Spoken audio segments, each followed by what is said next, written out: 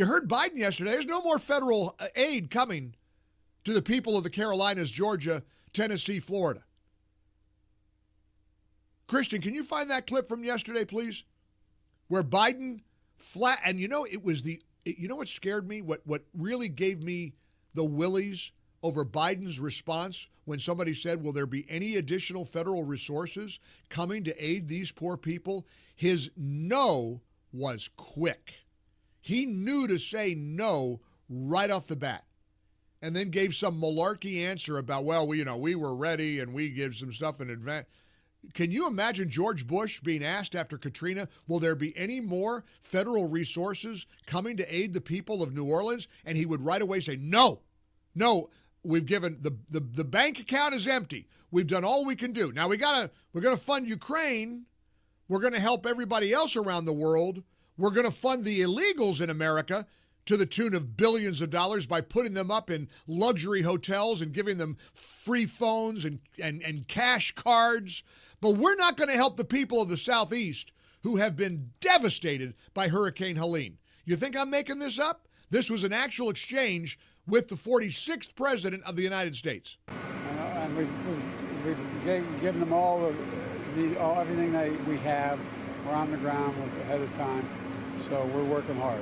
Are there any more resources the federal government could be giving them? No, we have pre-planned a significant amount of it, even though they didn't ask for it yet. We've given them all they're going to get. That's why Trump is on the ground in Georgia, along with Reverend Franklin Graham from Samaritan's Purse. The death toll continues to soar. Roads, bridges, homes, businesses destroyed. Samaritan's Purse is responding in all the states that have been impacted. Look, even in Boone, North Carolina, where Samaritan's Purse is headquartered, they've been devastated. Well, the Samaritan's Purse Army is on the job, doing God's work. And many people have said, how can we help? How can we help? My advice, support Samaritan's Purse. All you've got to do is go to MikeOnline.com. There's a Samaritan's Purse banner at the top of that page. You can just click on that, make a secure online donation, because that's what Samaritan's Purse is doing. This is what they do. And they're clearing debris, restoring power. They've got disaster relief units. These are tractor trailers stocked with tools, equipment, food. They've set up a field hospital unit. They know what they're doing. They know how to do this, and they're one of the best in the world at this. So I want you to support Samaritan's Purse every way you can. I made my donation yesterday. I hope you will too. Go to MikeOnline.com, click on the Samaritan's Purse banner, or you could just go to SamaritansPurse.org, which is their website, SamaritansPurse.org, and we'll send you back a quick link if you want to use our MyPillow text line. Just text the keyword purse for Samaritan's Purse. Just text purse to 800-655-6453. And we'll send you back the link where you can make a donation. This is a beautiful ministry. Samaritan's Purse is doing God's work, and you could be a part of that. Just go to MikeOnline.com, click on the Samaritan's Purse banner, or you could go to SamaritansPurse.org, or just text the keyword purse to 800-655-MIKE. That's 800-655-6453, and your funds will directly benefit the victims of Hurricane Helene. Here's Jim in Clemson, South Carolina. The Tigers victorious over the weekend. Little drama about Clemson playing. I'm kind of glad they did, but there was a little controversy over the game the other night, wasn't there, Jim? There was, Mike, and there was quite a few people with out power in the neighborhoods around here, but you know what? Everyone gets supportive of each other. It's been cleaning up quite quickly. Good. Though, the game actually lifted a little bit of spirits, I think. That's what I liked about it. I thought people needed a diversion if people were able to go. I mean, not everybody lost power. Not everybody was in dire straits, and I think the stadium was packed, wasn't it? Yeah, it sure was, and Yep. it was a good weekend. Big win for the Tigers. Tell me what you think your thoughts are about what's going on in the White House. So right now, what I'm thinking, this is your point. I think is a very good one. There's a possibility that Biden will step down, but I think there's something else going on that people ought to consider. There's a lot of frustration between what happened to Joe Biden with the Democratic leadership pushing him out of the campaign. And we know it's not, and there's no secret of the dissatisfaction there is between Joe Biden and Kamala Harris and kind of the challenges that have been there. So with this strike coming up, and Joe Biden has the capacity to actually hold off and he could actually sign an executive order to keep this strike from happening, but he's in a bind that would upset the union leaders just before the election. But at the same time, we're going to have, if this goes on, we're going to have some significant economic problems just before the election. It almost seems like maybe there's enough anger and frustration within a small circle behind the White House there that's in the Biden camp that actually is trying to tube Kamala Harris without being directly doing it overtly. And then, of course, that would hit back at Nancy Pelosi, that would hit back at Chuck Schumer and potentially some of the Democratic leaders that forced him out against his will. Could be. I mean, look, I just shared a report a few minutes ago from CNN where Kamala is underwater with union workers. Biden had a better lead over Trump with union workers in 2020, and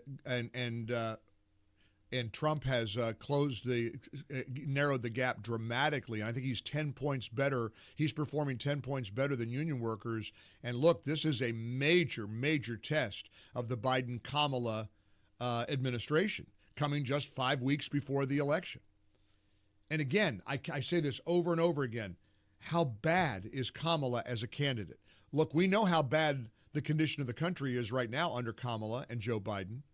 Here's a text message from Montana. My God save us when we consider what America has become. If anywhere near 50% of our population votes for this regime, we got our own fight up here in Montana for a Senate seat. I'll be voting common sense Republican up and down ballot. Mark in Missoula, Montana. Here was Kamala in a carefully choreographed, friendly interview. She won't give any interviews to anybody that would ask her any tough questions. She's as terrified of that as Tim Walz is reportedly of tonight's debate. They're afraid. This is their campaign is truly disastrous. And check out her response. I'm guessing when you hear it, you'll figure out that she realizes she's worn out that tired bromide, I was raised in a middle-class family. Now she's being openly mocked for I was raised in a middle-class family. Now she's got a new one. Check out this one. It's the All the Smoke podcast. What is your economic plan moving forward for people who are living paycheck to paycheck and struggling for groceries and rent and homeowners? So, look, I grew up, so my sister and I were raised by our mother. We lived for a long time in an apartment on top of a child care center. She can't stop herself. She cannot stop. And you know darn well, she almost said, I was raised in a middle-class family. Play it again, Christian. You can hear she's, yeah, people can't pay rent. People are devastated. And you know she was about to say, I was raised in a middle-class family, because she's got that part of the script memorized. She's memorized a great deal of the script. And look, that's a real art. I've been in a lot of plays and musicals in my life. It's hard to memorize things. She's done a good job. She's got a script memorized. Her line is, I was raised in a middle-class family, but she knows now she's being openly mocked for it, so she catches herself. Listen to how she pauses. Hear it again. What is your economic plan moving forward for people who are living paycheck to paycheck and struggling for groceries and rent and homeowners? So, look, I grew up, so my sister and I were raised by our mother. We lived for a long time in an apartment on top of a child care center. That's the Democrat nominee for president. She's so bad, she can't even give an answer. Listen, I hate to break it to you. Hey, Democrats, your candidate doesn't want to lay out what her plan is. She wants to tell you about her childhood. Every time she's asked about her economic plan, she was either raised in a middle-class family or now raised by a single mother. Look, good for your single mother. That's got nothing to do with your plan, lady. The economic condition of your childhood has nothing to do with 2024. Oh my gosh, I got to hold myself back. One of these days, I'm going to let loose, and it'll be my last day, and I'll have an early retirement. I just got to restrain myself. I got to restrain. Hum. And we got people who've been devastated in the Carolinas, in Georgia, in Tennessee, Florida by Hurricane Helene. When somebody told me yesterday that Biden went to the beach, it went in one ear and out the other. I thought, there's no way. He's not that bad. Oh, he's that bad. Here's Scott Jennings from CNN laying out the horrific optics of both Joe Biden and Kamala's weekend as millions of people have been devastated by Hurricane Helene. I think the optics of this over the weekend for Biden and Harris have been pretty poor. I mean, North Carolina is underwater. These people are devastated and struggling. But you've got Biden at the beach and then saying, what do you want from me? I got on the phone while I was at the beach. And you've got Harris out raising money on the campaign and then taking a photo on a plane. Now, I remember George W. Bush was pilloried for having a photo taken from Air Force One. She's got a photo on a plane. And the earphones don't appear to be connected to the phone, and the paper looks like it's blank. So it looked like a stage sort of thing. I thought the optics for them were very bad. Missionary work. He's surrounded by hostile opponents on CNN, and they're stunned into silence. What are they going to say?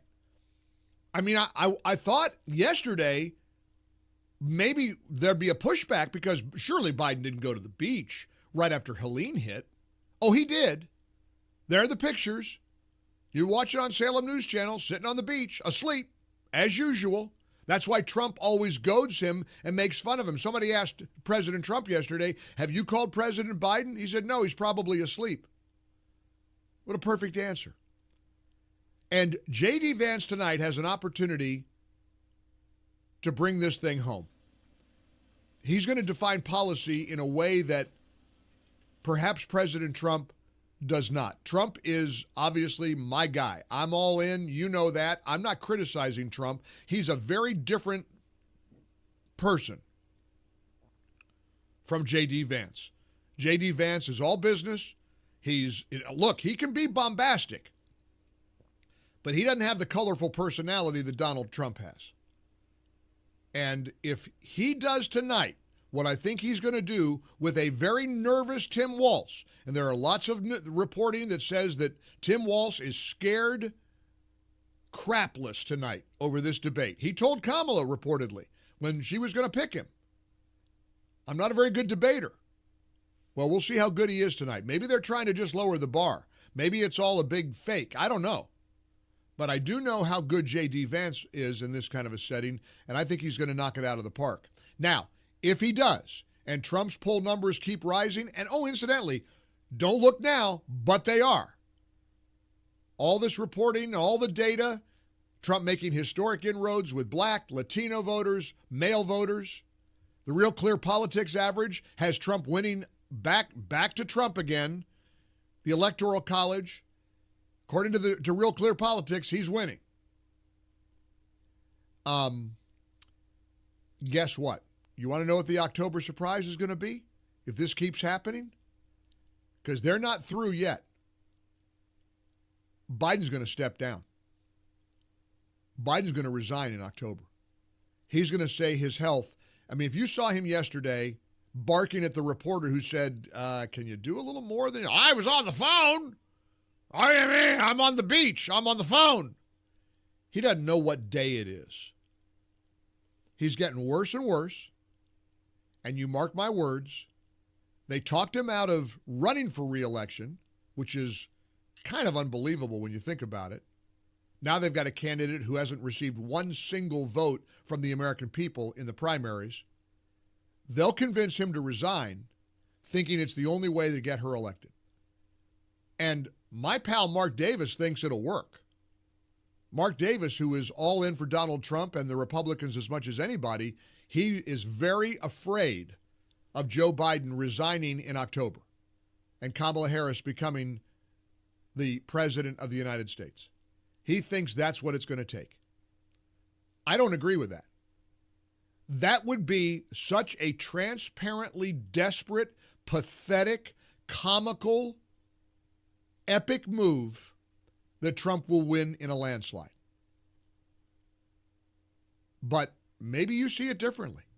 So let me put the question to you here as we kick things off on this Debate Tuesday, the first day of October 2024 in the Relief Factor studios. Let me ask you, first of all, do you agree with me that they could try to pull a stunt like Biden resigning in October? And if it happens, does Kamala benefit from it, or does Trump win in a landslide? Give me your take. 800-655-MIKE. I always want to put your voice front and center on this caller-driven show. Let the other shows do the talking heads. I like talking one-on-one with real Americans. That's what the Mike Gallagher Show is all about. I want to know your impression, because I got it in my gut. I hate making predictions in this crazy topsy-turvy year, but I really do believe this could happen. I think he might just resign this month, making her the acting president of the United States, because it's all they've got left, because they're losing. They're losing. 800-655-6453. Mike Gallagher. A text message on the MyPillow text line from Nancy in Arizona. If Biden steps down, I don't think it will help her win either. But if she doesn't win and she is president for 4 months, she'll do so much damage with executive orders, it will hurt America. I hope I'm wrong. Look, they're already hurting America. Look at this country right now. Thousands of port workers on strike. This is in the Biden-Kamala administration. They'll get around to figuring out how to blame Trump for the port workers strike, but they'll go after Trump on the dock workers. They go after him over everything.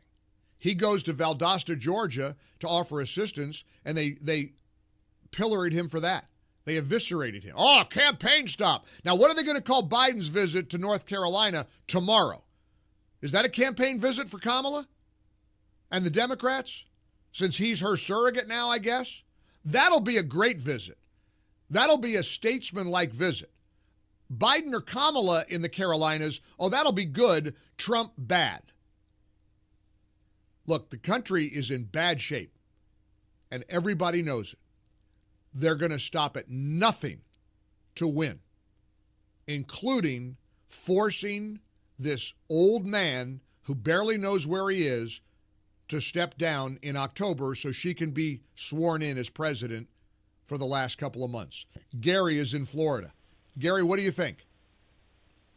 I think that he will not step down in October because Biden needs to pardon his son before he leaves office, and he will not do that before the election. Okay, let's see what others think. I believe there's bigger fish to fry than the pardon of his son. They think they're saving the country. They think that they're rescuing democracy from the evil orange man tyrant. And again, besides, Biden has promised over and over again he will not do so. Here's Chris in San Antonio. Chris, what do you think? Okay. A year and a half ago, I predicted that, number one, the economy will go south. Number two, Trump will surge at the very end. And number three, Biden will step down as an October surprise, and it will do absolutely no good whatsoever. Oh, it's got to backfire. I think it's going to backfire. I mean, it would be hilarious to watch the country react to him desperately stepping down a couple of weeks before the election. But this is how desperate they are.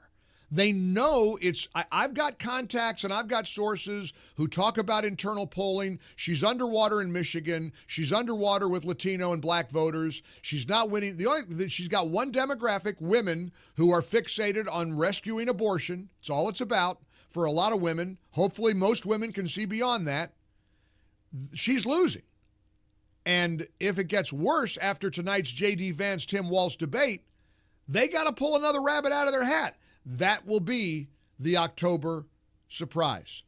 Bradley in Detroit, Michigan. Hey, Bradley. Hello, Mike. Hi. I don't see President Biden stepping down. His own party turned on him. They convinced him not to run again, and I think a deal was made. Let me finish out my term. I just don't see that happening. All right, if it does, let's just go with it for a moment. If it does it help her or hurt her? I think it definitely helps her because now she'll be the sitting president of the United States. She's the incumbent. And Americans wouldn't see through that? No, not at all. We Americans love toys and shiny objects. That's why she's doing as well as she is. She's the toy and shiny object. She didn't have to campaign. He handed her the convention. So all of a sudden we're in love with her, and no other candidate came forward, Mike. Yeah. Why? You know what's amazing about your phone call? Eric, help me. Why is his call so doggone good? It is so unbelievable. You sound like you're in the room with me. Bradley, this is the clearest kind of... Can I ask you a personal question? Sure. Are you on an iPhone? No, I'm on a good old American landline. See, that's the key. You ought to hear how you sound on this show. You're the best quality phone. It makes me crazy how many cell phone calls don't sound all that great when they call the show. You sound like $1 million. Well, thank you. Landlines, I still have one. I will always have one. Is it a rotary phone? No. You're not calling Myrtle to get some groceries stocked up for the weekend down at the corner store? Well, I am now with the port strike. That has me really nervous. No, I know, and we're going to dive into that in a moment because this port strike has huge ramifications to the campaign. Thank you, Bradley. Well, that's the key, I guess. So, hey, little tip to callers. If you have a chance to call us on the landline at 800-655-MIKE, please do so.